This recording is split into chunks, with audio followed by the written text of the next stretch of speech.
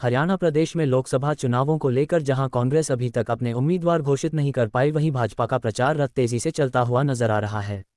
अंबाला लोकसभा क्षेत्र में बीजेपी की लोकसभा प्रत्याशी बंतो कटारिया चुनाव प्रचार के लिए आज एक बार फिर अंबाला शहर विधानसभा क्षेत्र में पहुंची, जहां अंबाला शहर के विभिन्न वार्डों और विभिन्न गांवों में बंतो कटारिया के साथ परिवहन राज्य मंत्री असीम गोयल ने भी पीएम नरेंद्र मोदी को तीसरी बार देश का प्रधान सेवक चुनने की अपील की।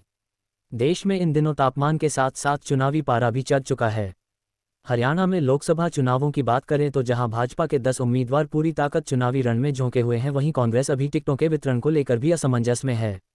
इसी बात को लेकर आज अंबाला शहर विधानसभा क्षेत्र में भाजपा प्रत्याशी बंतो कटारिया के लिए वोट मांगने पहुंचे हरियाणा के परिवहन राज्य मंत्री असीम गोयल कांग्रेस पर तीखे तंज कसते नजर आए।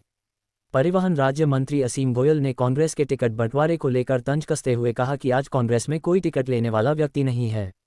जिस कांग्रेस की टिकटें किसी समय में ब्लैक हुआ करती थी, उस कांग्रेस का आज डिब्बा बंद हो चुका है।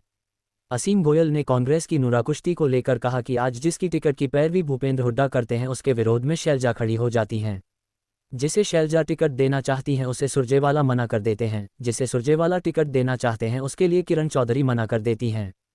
इतना ही नहीं, जिसे टिकट देने के लिए राहुल गांधी कहते हैं उसे प्रियंका गांधी मना कर देती हैं। जिसे प्रियंका टिकट देना चाहती है उसे सोनिया गांधी मना कर देती है, तो जिसे सोनिया गांधी टिकट देना चाहती हैं उसे मल्लिकार्जुन खड़गे मना कर देते हैं। इस दौरान कांग्रेसी नेता राहुल गांधी भी परिवहन राज्य मंत्री असीम गोयल के निशाने पर रहे। असीम गोयल ने कहा कि जिस राहुल गांधी से अपनी पार्टी नहीं संभाली गई, वो देश क्या संभालेंगे। असीम गोयल ने कहा कि राहुल गांधी को उनकी पार्टी जब मिली तब इनकी केंद्र सहित कई राज्यों में सरकार थी, लेकिन जहां जहां राहुल बाबा के चरण पड़े वहां वहां कांग्रेस का बंटाधार हुआ है। मैं तो आपसे यही निवेदन करने के लिए आया। कांग्रेस अभी तक अपने उम्मीदवार फाइनल नहीं कर पा रही और इनका टिकट कोई लेना नहीं चाह रहा। पहले कांग्रेस एक टिकट ब्लैक होती थी ना, जैसे सिनेमा घर के बाहर, वैसे कभी कांग्रेस की टिकट की ब्लैक होती थी, लोग कपड़े फाड़ते थे।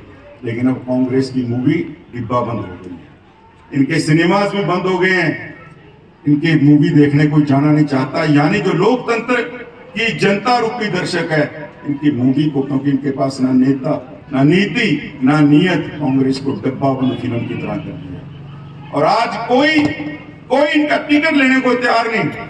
जिसको हुड्डा जी देना चाहते हैं उसको शैलजा जी मना कर देती है, जिसको शैलजा जी टिकट देना चाहती है उसको किरण चौधरी जी मना कर देते हैं, जिसको किरण चौधरी जी देना चाहते हैं उसको सुरजेवाला साहब मना कर देते हैं, और ऊपर जिसको राहुल गांधी टिकट देना चाहता है प्रियंका गांधी मना कर देती है, और जिसको प्रियंका गांधी देना चाहते हैं उसको सोनिया गांधी मना कर देती है, और जिसको सोनिया गांधी जी टिकट देना चाहते हैं खड़गे साहब कहते हैं राष्ट्रीय अध्यक्ष तो मैं हूं भैया, मेरी भी सुन लो, उसको वो मना कर देते हैं। कांग्रेस में एक दूसरे के प्रति रस्सा कसी चल रही है। पहली बात तो कोई टिकट लेने को तैयार नहीं, जो टिकट लेने को तैयार होता है ऐसा सांप सीढ़ी का खेल आज तक वो उम्मीदवार डिक्लेयर नहीं कर पाई।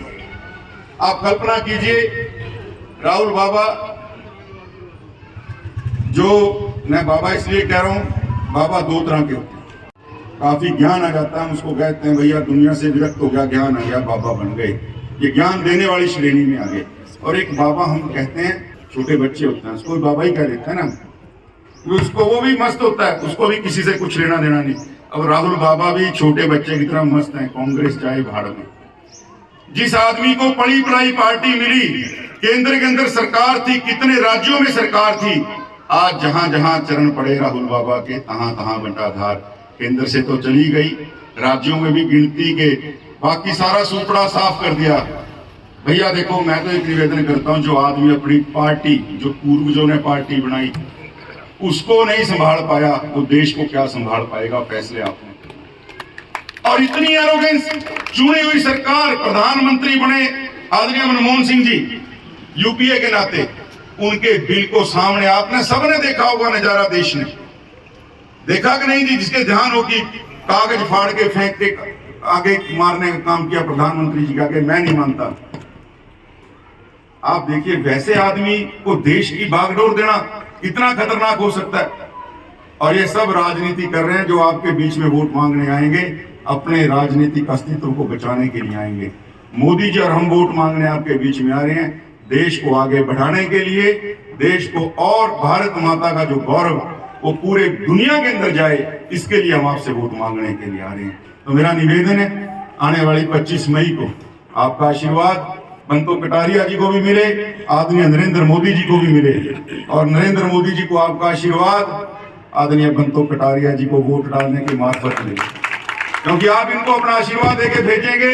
एक जो माला बनेगी पूरी मोदी जी की जीत की, उसके अंदर एक फूल कमल का हमारे अम्बाड़ा लोकसभा से भी जाए, और हमारा यही आशीर्वाद नरेंद्र मोदी जी को होगा। इतनी विनती करते हुए आने वाली 25 मई को कमल के आगे का बटन दबाएं, आदरणीय बंतो कटारिया जी को अपना आशीर्वाद दें, आदरणीय नरेंद्र मोदी जी को अपना आशीर्वाद दें। आप सब सुबह से काफी